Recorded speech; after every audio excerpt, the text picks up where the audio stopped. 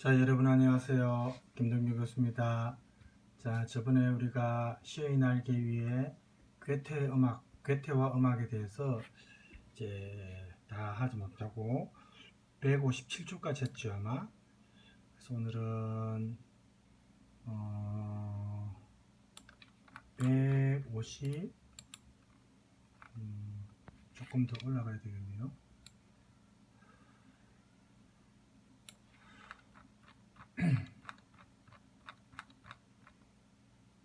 158쪽이죠. 158쪽에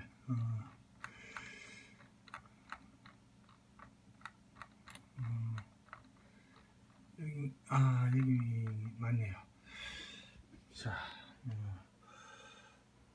독일의 예술가곡과 괴테의 예술가곡 미학 이제 남은 부분 오늘 하겠습니다. 자, 그래서 세로로 찍다가 가로로만 이게 조금 화면이 전체로 나오게 했는데 이게 여러분 보기에 편한 것 같아요. 또 다른 과목도 이렇게 지금 저번 주부터 이렇게 찍고 있습니다. 조금 더 선명하지는 않을 겁니다. 그 세로로 화면은 작아도 세로로 찍은 게 조금 더 선명했죠. 자, 그리고 들어가기 전에 괴테의 생가 쪽 제가 자료를 찾은 걸 보여드리겠습니다. 여기에 보면은 괴테하우스 혹시 독일에 가본 분 계시는지 모르겠는데 괴테의 생가입니다. 그래서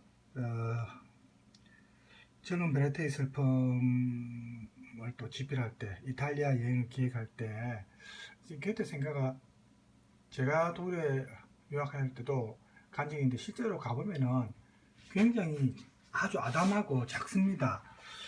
조금 화면을 한번 볼까요? 이 세로로 놨나? 가로로 찍으니까 옆에 화면이 조금 그랬는데 그래서 이렇게 안에 보면은 물론 뭐 사람 사는 집이 뭐 다 그렇지만은 아주 아담하죠. 여기 보세요. 여러 나라 언어로 또 설명도 잘 돼 있어. 우리는 한국어로도 또 설명돼 있습니다. 여기 이제 그때 반신상, 그죠? 네, 나오죠.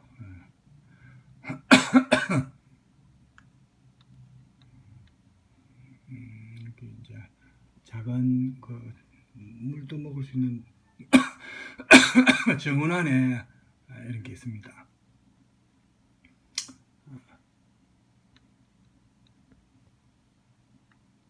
괴테의 집은 너무 잘 살았어요. 슐러하고 고전주의 양대산맥인 괴테와 슐러. 슐러는 엄청 가난했죠. 괴테하고 비교가 안 됩니다. 옛날 가구가 그대로 비치되어 있습니다.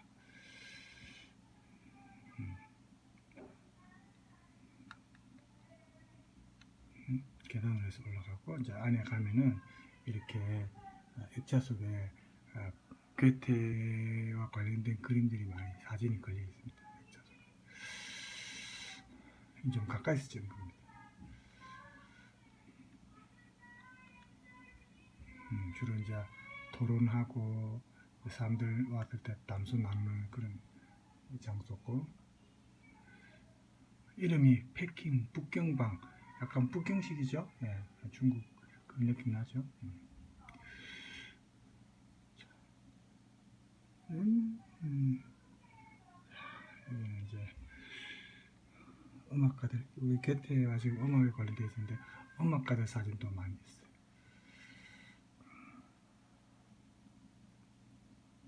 중국풍이라 진짜 북경방, 패킹, 독일어로 패킹하면 그죠? 자, 요 화면 해두고 뭐 우리가 또 조금 화면이 또 다른 화면 나중에 한 번씩 제가 바꿔드리겠습니다. 여러분 그 교재 아까 158쪽에 보면은 내가 저번 시간에 우리가 하던 그 예술가곡, 독일 예술가곡과 관련된 내용이 조금 더 남아 있습니다. 그래서 주로 우리가 사조로 치면은 낭만주의가 연관성이 또 있죠. 낭만주의가 문학에서는 시기적으로 보면 1790년에서 1830년경을 말하죠. 우리 잠깐만요. 교재 없는 사람을 위해서 교재 조금 여기 나오죠. 낭만주의가 문학에서는 1790년에서 1830년경. 그래서 음악으로는 1814년에서 1890년 이렇게 보통 황금기였는데 뭐 다른 사조도 그렇지만 문학이 먼저 보통 나오죠. 그 앞에 사조와 반대되는 사조가 주로 변화를 주도하는 거죠. 그 다음에 이제 문학 말고 다른 예술 장르가 그 뒤를 보통 있습니다. 그래서 낭만주도 역시 문학에서 시작해가 음악에 이제 영향을 끼치게 되는데 이 시대의 언어를 음악으로 표현하려는 노력이 저번 시간에도 우리가 했지만 기악 음악에서 거기에서는 이제 표제 음악 독일어로 프로그램 무직, 그죠? 그다음 성악 음악에서는 예술 가곡으로 쿤스트 리트라죠. 여기 나와 있죠. 쿤스트 리트로 그렇게 나옵니다. 그래서 이렇게 예술 가곡이 발달한 것은 낭만주의의 영향 그런 특징 이걸 이제 많이 영향을 받았고 그래서 이런 예술 가곡이 18세기에서 20세기 사이에 보통 많이 나온 성악곡들이 있는데 그런 어떤 문학적인 시에다가 음악이 독특하게 결합된 그런 형태입니다. 그래서 이런 게 이제 독일만의 예술 가곡이죠. 그래서 독일은 운율도 중요하지만 또 가사 내용을 중요시하니까 예술 가곡 같은 경우는 그래서 많은 예술 가곡 작곡가들이 특히 괴테의 시에 많이 붙였답니다. 작곡을. 그래서 음악가들이 뭐 자기들 자의적으로 임의적으로 작품을 골랐겠지만 유독 괴테가 많다는 것은 역시 괴테에 대한 사랑이 굉장했다는 걸 우리가 유추할 수 있겠죠. 그래서 이 괴테 작품의 어떤 근간이 토대가 보면은 음악적인 특징이 있다라는 것을 앞선 시간에도 그런 얘기가 많이 나왔지만 우리가 알 수가 있습니다. 그래서 괴테 시가 어쨌든 읽는 사람을 하여금 감동을 주니까 이 작곡가들이 많이 애용을 했고 베토벤하고 괴테가 실제로 만난 건 한 번밖에 없댔죠.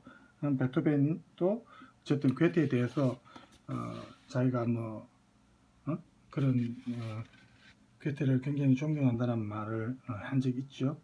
그래서 이런 게 이제 어쨌든 간에 괴테 시가 많이 애용됐다는 것을 알 수가 있습니다. 자, 아까 괴테 생가 쪽 여기 시의 내용도 그렇고 또 괴테의 시는 내용도 그렇지만 운율을 또 괴테가 많이 따지니까 이런 것도 작곡하기에 어쨌든 메리트가 되는 겁니다. 그래서 괴테의 이런 언어, 시적 언어를 마주하게 되면 그 읽는 사람들이 스스로 마음이 동요된답니다. 작곡을 하고 싶다는 마음이 일어나는 거죠. 그래서 괴테 언어가 마치 영혼을 거쳐서 나온 것 같기도 하다. 뭐 이런 식으로 또 참여하죠. 로멜 롤랑의 이제 괴테와 베토벤이라는 책에 그런 내용이 나온답니다. 괴테 시는 그 시에 담겨 있는 이런 운율적인 요소, 그리고 또 형식으로서 또 보면 규칙적이고 반복적인 그런 율격이 보통 괴테 시에 많이 이제 괴테가 그런 걸 신경 쓰면서 시를 쓰니까 이런 게 노래로 특히 가곡으로 작곡하기에는 굉장히 적합하더라. 그래서 다른 사람들 시보다 많이 애용이 된 거죠. 괴테가 라이프치히 대학 시절의 친구였던 브라이트 코프라는 친구가 있는데 이 사람이 처음으로 괴테의 시에 곡을 붙였다고 합니다. 그 이후에 2,000명 정도가 넘는 작곡가들이 괴테의 시를 음악으로 만들었답니다. 그러니까 굉장하죠. 그죠? 대표적 작곡가들 보면 우리가 아는 이 친구 외에도 뭐 젤트, 베토벤, 슈베르트, 슈만, 브람스 뭐 엄청나게 유명한 사람들이 괴테 시를 이제 애용을 했습니다. 그래서 예술 가곡에서 이 시와 음악은 아주 긴밀한 서로 관련성이 있고 예술 가곡과 관련된 시는 괴테 외에도 사실은 또 많이 애용된 사람들이 우리가 알고 있는 하이니히 하이네, 또 프리드리히 슐러 이런 사람들이 많이 애용이 됐습니다. 그래서 작곡가들이 이 사람들의 시를 나름대로 해석을 하면서 그 시의 분위기와 느낌을 음악으로 이제 작곡한 거죠. 그래서 작곡가들은 이런 중요한 말의 음에는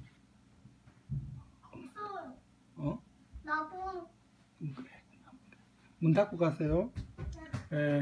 문을 꼭 닫으세요. 죄송합니다. 늦둥이가 잠깐 들어왔어. 자, 그래서 이렇게 작곡가들이 이런 유명한 시인들의 시를 많이 애용할 때 반주로 쓰이는 피아노는 보통 노래 부분과 좀 무관한 독립적 멜로디를 소절해서 그 시의 분위기와 의미를 또 더 높이는 기능을 한답니다. 그 당시에 그래서 피아노가 많이 애용이 됐고, 그러니까 가사 분위기와 느낌은 이 피아노가 많이 영향을 미쳤어요. 담당했고 그 역할을. 그 이전의 성악 음악에서는 반주가 성악의 부수적 역할을 했다면 이 독일 예술 가곡에서는 이 반주가 이제 보조 수단이 아니고 시의 노래와 어우러져서 굉장히 중요한 역할을 한 겁니다.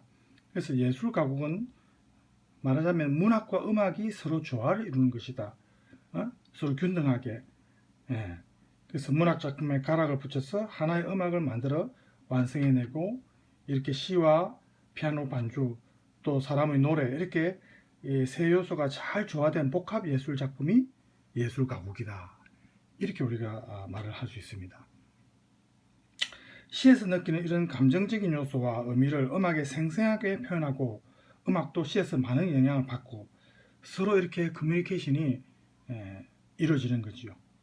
그래서 이렇게 시와 음악이 서로 도움을 주고받으면서 시에서 받은 영감을 또 생동감 있게 이렇게 표현하기에, 그렇게 하기 위해서는 다른 작품과는 좀 달리 다양한 구조를 이제 사용을 하는데, 예를 들어서 아까 말했던 피아노가 제일 많이 이용이 되고, 그 다음에 이렇게 피아노가 발달해 가지고 이제는 새로운 기법들이 또 나온답니다. 풍부한 음색이 노래와 조화를 이룰 수 있도록, 피아노가 이제 옛날에는 풍금해서 이제 피아노인데, 이 피아노도 점점 더 업그레이드 되죠. 그 페달을 밟으면서 하니까 페달 기법이라고도 하는데, 이렇게 음색이 이제는 아주 다양해지니까 더 표현력이 이제 풍부해지는 거죠. 그래서 괴테의 발라드 중에서 이제 마왕이라고 있죠. 이런 게 음악사에서 가장 많이 노래로 만들어진 시 중에 하나랍니다. 그래서 18세기 중엽에 독일에서 예술 가곡이 이렇게 가치가 더 높아진 것은 도덕적 감정의 요구하고도 관련이 있답니다. 그래서 이것이 음악이라는 감정의 언어로 어쨌든 받아들여지기 때문에 가능했고, 이렇게 시인과 음악가들을 중심으로 형성된 이 예술 가곡 학파라고 할 수 있죠. 악파라고 할까요? 이제 학파보다는 이제 음악이니까 악파라 하면은 이런 여러 사람이 어울리는 이런 공동체로서의 어떤 감정 문화를 도모하기 위해서 이제 좋은 시를 노래 부를 수 있는 멜로디로 이제 작곡을 해가지고 널리 보급한다, 이런 목적이 있었습니다. 그래서 이렇게 단순하고 좀 소박한 인간적인 감정을 형성해서 그 당시 사회에 이제 사람들끼리 서로 결속을 다지고 이런 것도 이제 가능하게 했다는 것, 역할이 크다 이 말이죠. 그래서 멘델스존의 스승이었던 친구 괴테의 친구인데 젤트라고 있습니다. 이 사람이 그 당시 베를린 예술 가곡 악파의 대표자였는데, 괴테의 이 예술 가곡 미학은 이 젤트의 영향을 많이 받았답니다. 그래서 베를린 예술 가곡 악파의 작가들이 작곡한 이 예술 가곡은 보면은 언어와 음악이 이제 조화를 이루는데 약간의 더 우위를 만약에 둔다면 언어에 좀 더 우위를 둔답니다. 그러니까 아까 가사 내용이 중요하다고 했죠. 그죠? 예. 그런 게 이제 조금 독일 예술 가곡의 특징 중에 하나고, 시의 내용을 이렇게 음악의 힘으로 재구성하는 예술 가곡은 어쨌든 독일만의 좀 고유한 독특한 형태의 가곡이다, 이렇게 볼 수 있습니다. 그 다음에 이제 단순성이라는 개념이 이제 우리가 많이 언급이 되지만, 우리가 조금 이 표현을 오해하면 안 된댔죠. 단순성은 우리 고대 그리스 미학에서, 여러분 독일 문학사 배울 때 이런 표현을 들었는지 모르겠는데, 간단하다는 의미는 아니라고 했죠. 예. 그래서 이게 뭐라고 할까요? 자연 그 예술 작품에서 좀 본질적이고 원초적인 순수하고 예? 그런 어떤 의미. 고대 그리스 미학과 관련해서 이 단순성이라는 것은 좀 진실하고 또 선한 것, 또 아름다운 것, 뭐 이런 걸 모두 통칭하는 표현이라고 생각할 수 있습니다. 그래서 예술 작품의 단순성에는 진실한 현실이 다른 것과 섞이지 않은 그런 상태, 순수한 상태의 아름다움이 나와야 된다, 나타나야 된다. 이것은 정신을 감각적인 것으로부터 해방시키는 것이다. 즉, 진실되고 선한 것으로 다시 돌아오게 하는 것이다. 이렇게 이제 의미를 부여하고 있습니다. 이게 이제 고대 그리스 예술에서의 단순성, 예술론에서 단순성이라는 표현입니다. 우리가 그냥 저 사람 단순하다. 그때 단순한다는 의미하고는 다르다는 거죠. 예. 고대 그리스 작품 중에 라오콘 조각품에서 이런 자연스러운 하모니를 많이 느낀답니다. 그 이제 빈켈만이 한 말이 있죠. 고대 그리스 예술품에서 나타나는 숭고한 단순성, 고유한 위대성 이런 말 있잖아요. 독일어로 Edle Einfalt und stille Größe. 독일 문학사 배운 사람은 이런 표현 혹시 들어본 기억 있습니까? 빈켈만이 한 말. Edle Einfalt und stille Größe. 이걸 이제 번역해가지고 보통 이렇게 표현하죠. 숭고한 단순성과 고요한 위대함, 위대성. 이런 표현에서 나오는 단순성입니다. 그래서 이런 그리스 조각품에 나타나는 단순성과 조화, 이런 게 이상적인 아름다움으로 간주하는 거죠. 그래서 이런 인간 중심적인 예술론이 괴테나 실러 같은 고전주의자들한테 그리고 또 음악 이론가들한테 많은 영향을 끼쳤습니다. 그래서 어쨌든 이 독일의 예술 가곡은 아까 낭만주의 영향을 많이 받았다지만 사조를 이제 두 개 꼽으면 낭만주의하고 이제 고전주의까지도 이제 합치는 거죠. 같이 두 개 다 영향을 끼쳤고, 고대 그리스의 인간이 자신의 본질을 이렇게 굉장히 인간의 본질을 이제 중요시했다면은 이제 그리스 조각품에서 아까 라오콘 같은 그런 조각품에서 나온 데 있죠. 이런 단순성이. 그래서 이런 단순성이 계몽주의 사조가 나타난 그 이후에는 이게 문학과 음악의 어울림인 이 예술 가곡에서 나타난다. 사람들이 이렇게 본 겁니다. 고전주의 아까 말했던 그런 미적 이상, 이 단순성이 그 이후에는 문학과 음악의 어울림인 이 예술 가곡 여기서 나타난다. 이렇게 본 거죠. 그러니까 예술 가곡은 굉장히 어쨌든 가치를 높이 평가한 겁니다. 자, 어쨌든 이게 독일 가곡의 특징입니다. 다른 나라 가곡하고는 조금 다르죠. 예술 가곡이라는 게. 자, 그 다음에 여러분 텍스트 162쪽에 보면은 자, 텍스트 화면으로 한번 들어가 볼까요? 162쪽입니다. 여기 텍스트를 출력해 놨겠죠? 텍스트를 출력을 해야 됩니다. 시험 칠 때도 혹시 필요할 수도 있고 하니까. 자, 여기는 자, 물을 한 잔 마셔가겠습니다. 아직도 기침이 한 번씩. 수업 찍을 때마다 다른 과목도 그렇고 자꾸 기침이 이래 녹음에 들어가서 참 좀 민망한데 저도 뭐 어쩔 수 없네요. 이게 뭐 감기도 아니면서 어쨌든 막 조금 골질적으로 그래 돼 버렸어요. 가만히 말 안 할 때는 기침이 잘 안 나옵니다. 이 말할 때 근데 내가 말하면서 먹고 사는 직업인데 말을 안 할 수도 없고. 자, 어쨌든 여러분 162쪽입니다. 괴테 예술 가곡 미학 요 부분을 이제 참조하세요. 자, 아까 괴테의 생각 중에 이제 다른 화면 한번 가볼까요?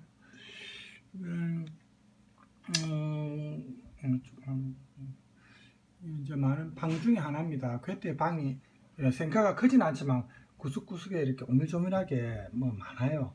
그래서 가면은 둘러보면은 아기자기한 맛도 있습니다. 보세요. 이렇게 액자의 그림들이 굉장히 많습니다. 이제 구경하러 온 사람들이 안에서 이제 설명해 주는 사람 얘기를 듣고 있는 지금 그런 장면입니다. 그죠? 자.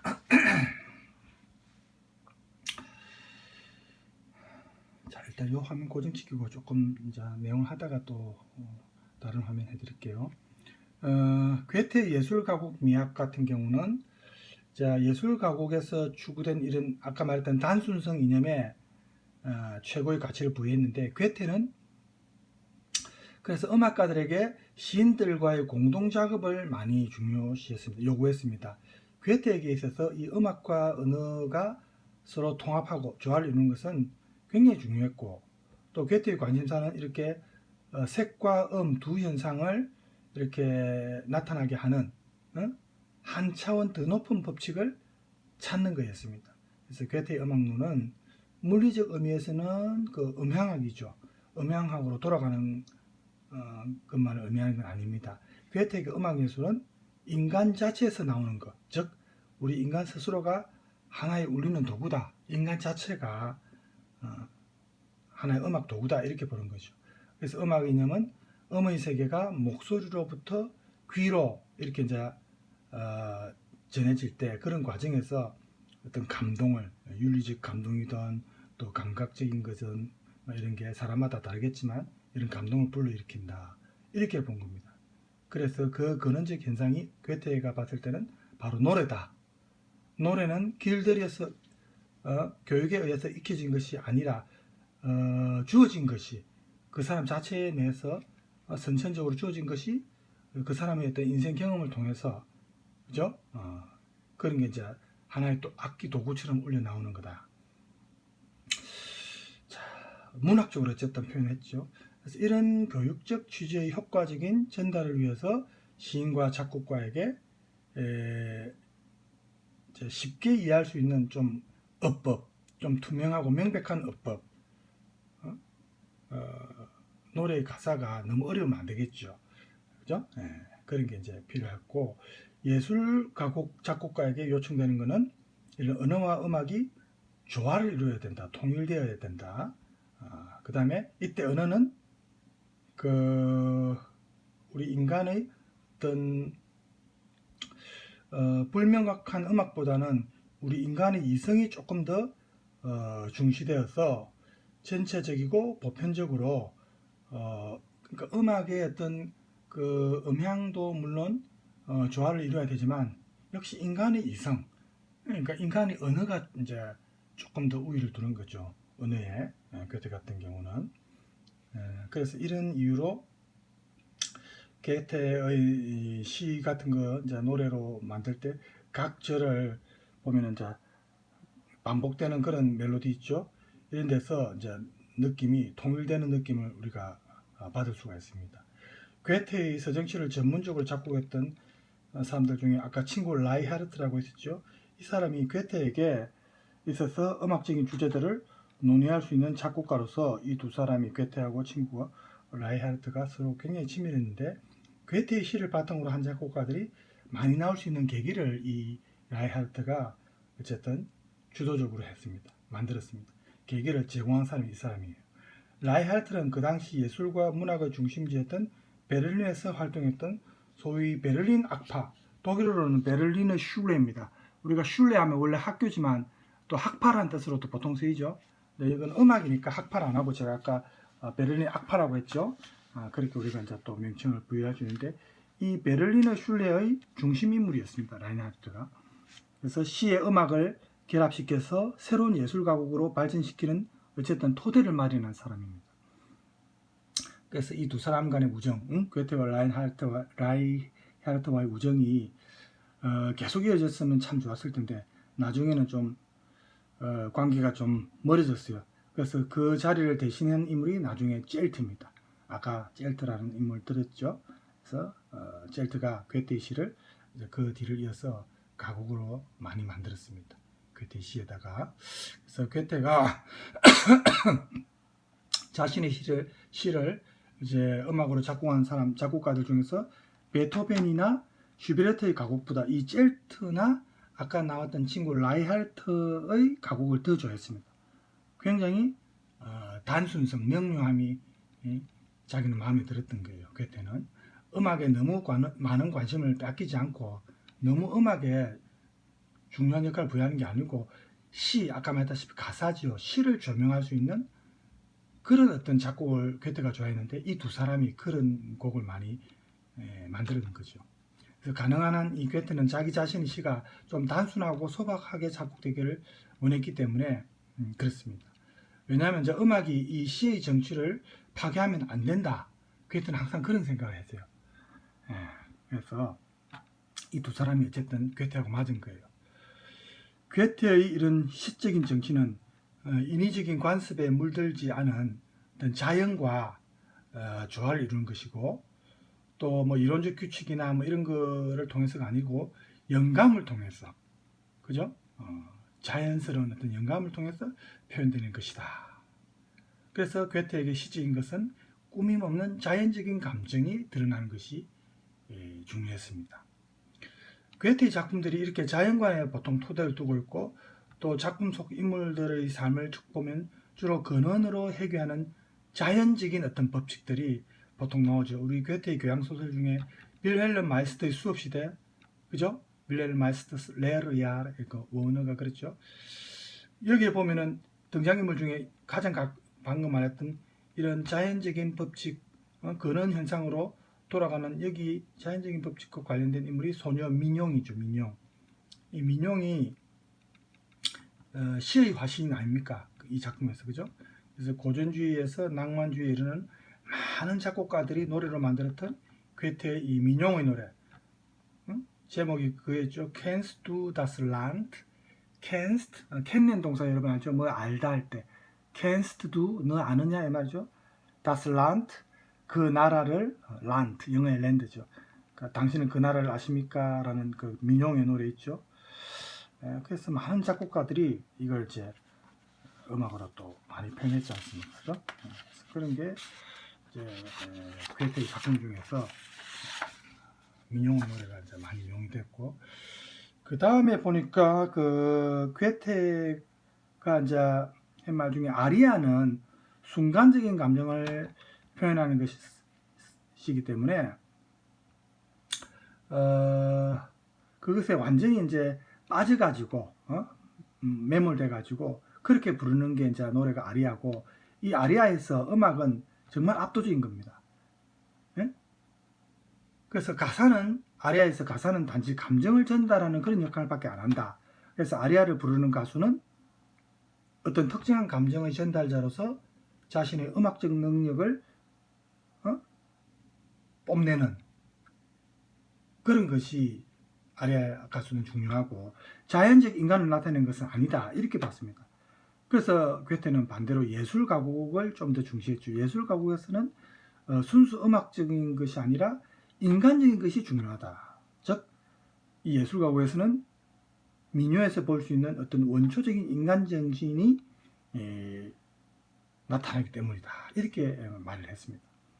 그래서 이런 자연과의 통일체로서의 인간 정신이 담겨있는 이 민요에서 음악적인 것과 언어적인 것이 잘 조화를 이루고 있고, 그래서 이런 예술 가곡이 언어로부터 생성되어야 한다라는 것이 괴테의 입장입니다.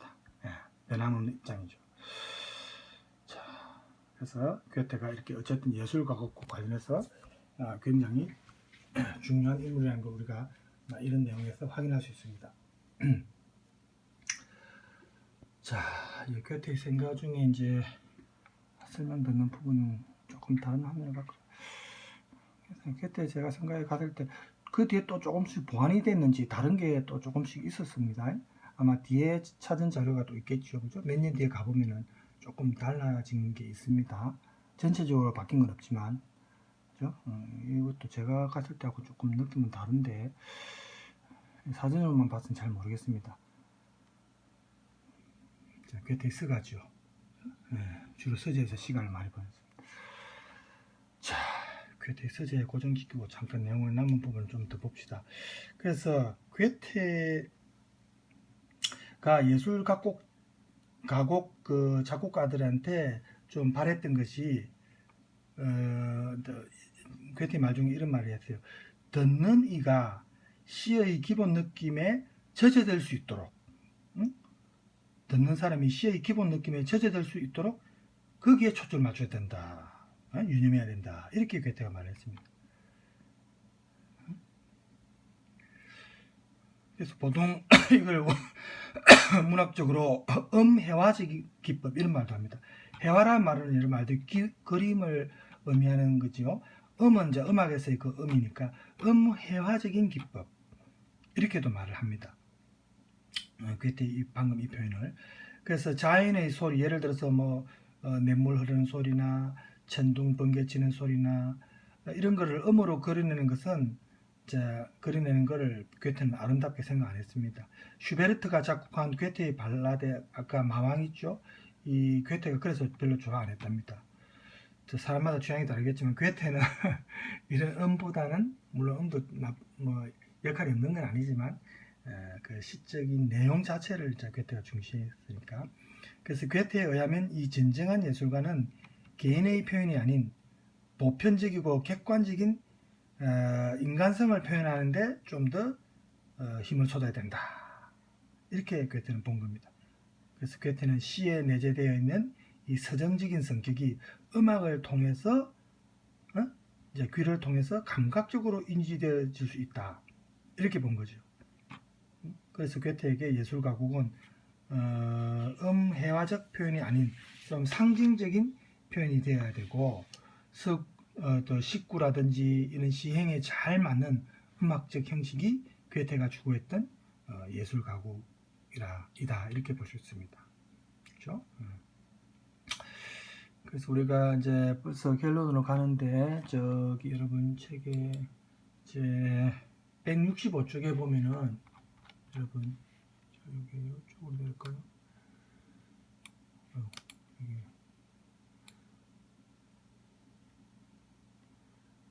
나오는 말. 자, 우리 들어가는 말이 서론이었고 여기서는 나오는 말이 이제 결론이라고 볼 수 있겠죠. 그래서 이제 여러분 출력을 한 사람은 이 부분을 참조를 하세요.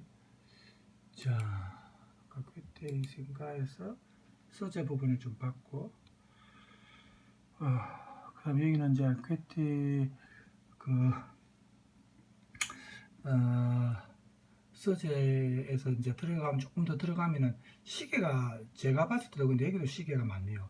시계 종류가 다 옛날 시계인데 이게 가격으로 따지면 뭐 물질적인 걸 중시하면 안 되지만 굉장히 비쌉니다.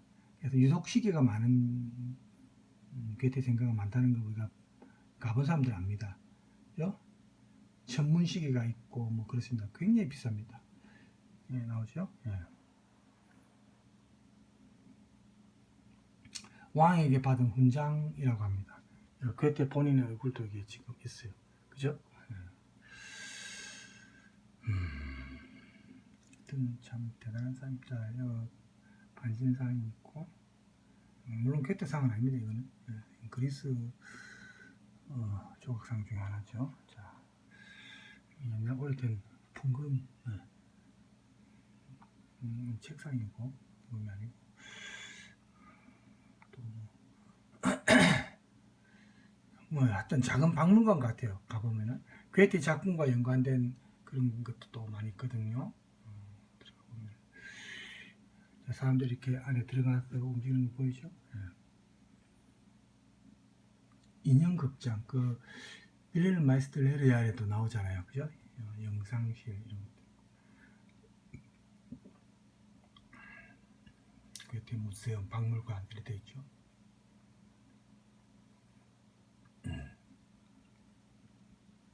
이거 좀 전체적으로 조망을 잘 찍었네요. 이 화면에 고정시키고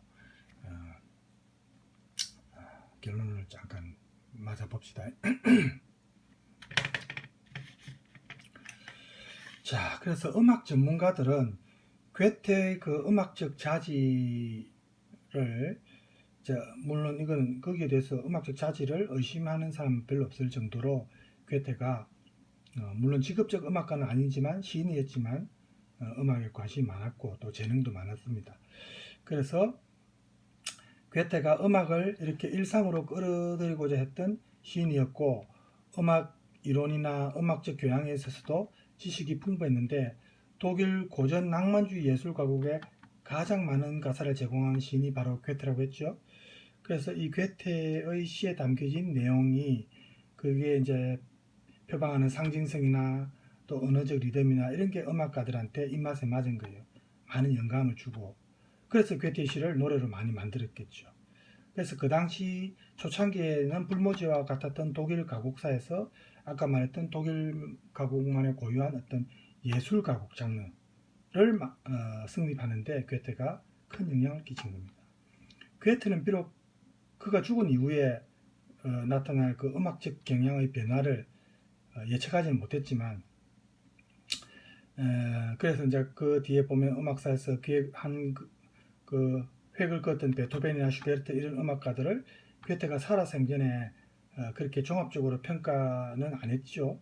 그렇지만 괴테의 시와 그 시를 노래로 만든 가곡들은 독일 시문학사든 예술 가곡사든 어쨌든 간에 굉장히 선구적인 역할을 한 겁니다.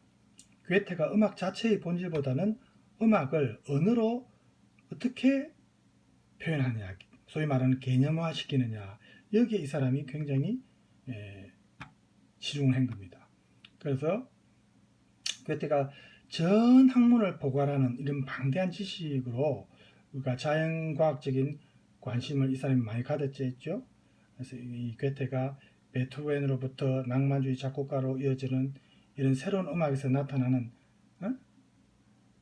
그런 이제 뭐 각 개인의 어떤 개성, 자아 뭐 이런 거는 별로 이 사람이 평가를 안 했습니다. 높이 평가 안 했습니다. 괴테는.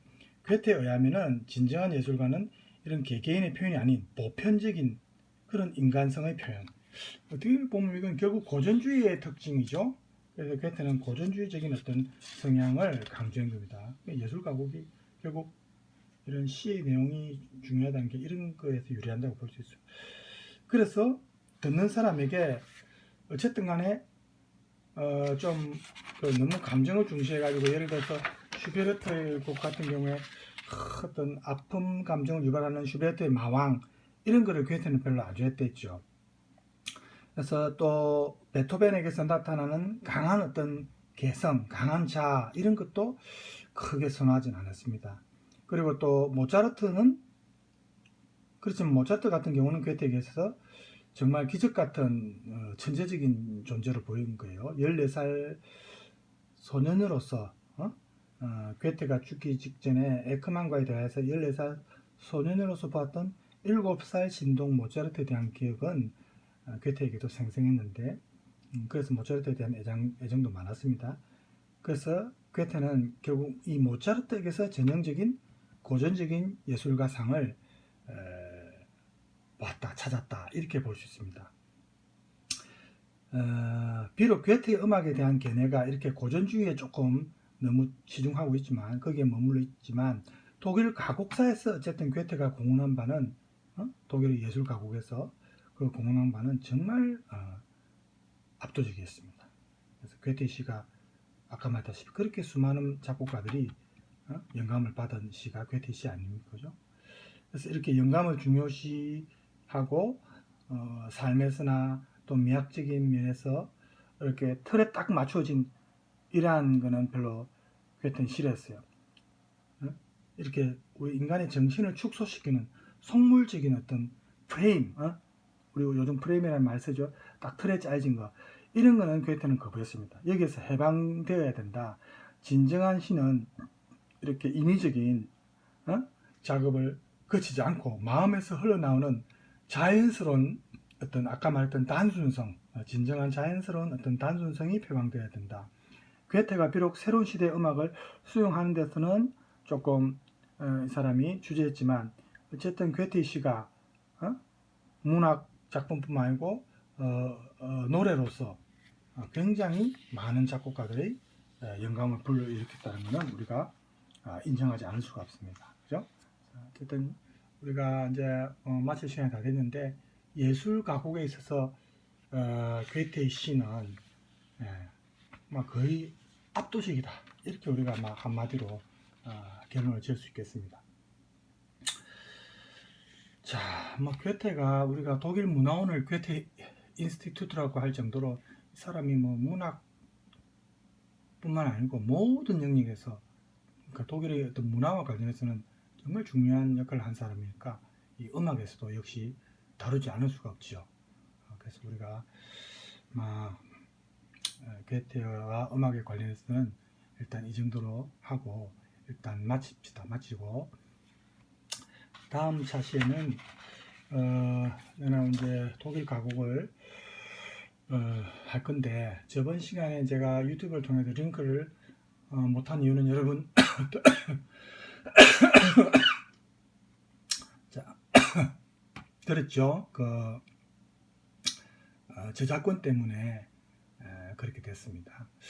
그 전에는 다른 곡은 그런 게 없었는데 왜 생각은 자유롭다 그 노래가 아마 뭐 저작권이 그렇게 걸려 있었는지 저는 몰랐어요. 유튜브에서 어쨌든 그 음악을 동의 없이 못 틀게 돼 있었어요. 그래서 제가 할 수 없이 여러분들 메일로 개인적으로 보냈습니다. 다 받았죠? 그래서 이제 그 노래만 여러분이 받은 메일을 통해서 연습을 하시기 바랍니다. 아마 다른 곡은 별 문제가 없을 겁니다. 자, 그러면 다음 시간에서는 독일 가곡과 다시 만나도록 하겠습니다. 여러분 오늘 수업 수고했습니다.